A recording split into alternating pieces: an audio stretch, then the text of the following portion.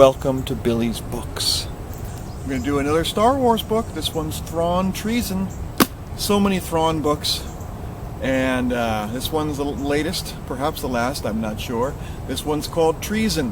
Why is it called Treason? Well, we always have ambiguous names for books. That's what makes them more compelling to read.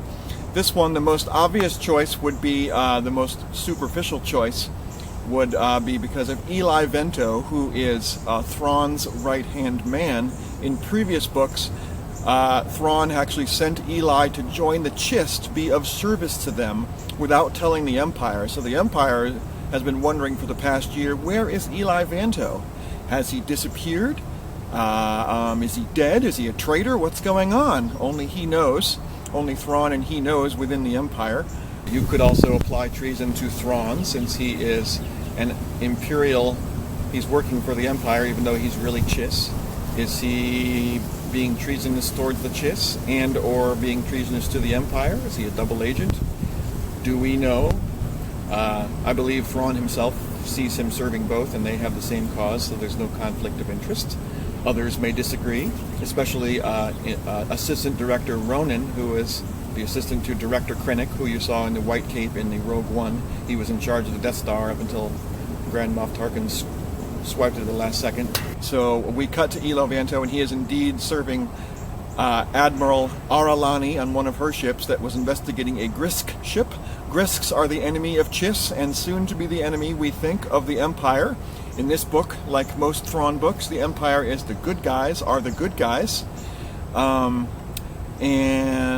They've been, Thrawn and his Chimera Imperial Star Destroyer are sort of reunited with Aralani and her ship to chase down some Grisks and some other pirates. They're not quite sure who they're dealing with, but they have to use their detective work.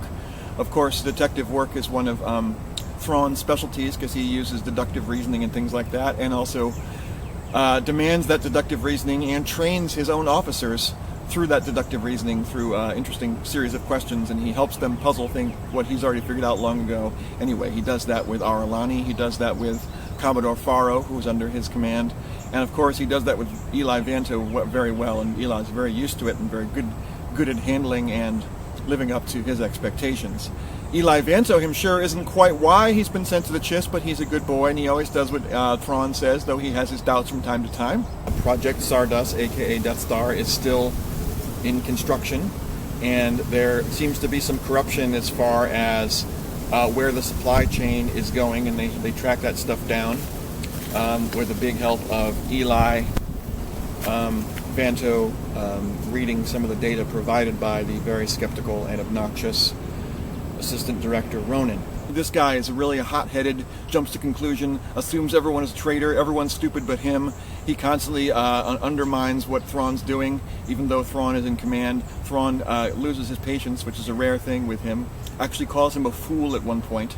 Anyway, there's a lot of intrigue. We get to see not just Thrawn put his officers through the questioning that helps him help answer, but that we actually give a little geometry puzzle of our own that we can solve along with them, involving triangles and space, teleportation, telecommunications and things like that. And it's pretty cool the way he thinks it through, and he has his officers think things through. So once again, another book I'm enjoying very much. Once again, it is seen through the Imperial's eyes. They're the good guys. We hardly hear about the rebellion at all, even though I think we're going to see more of them.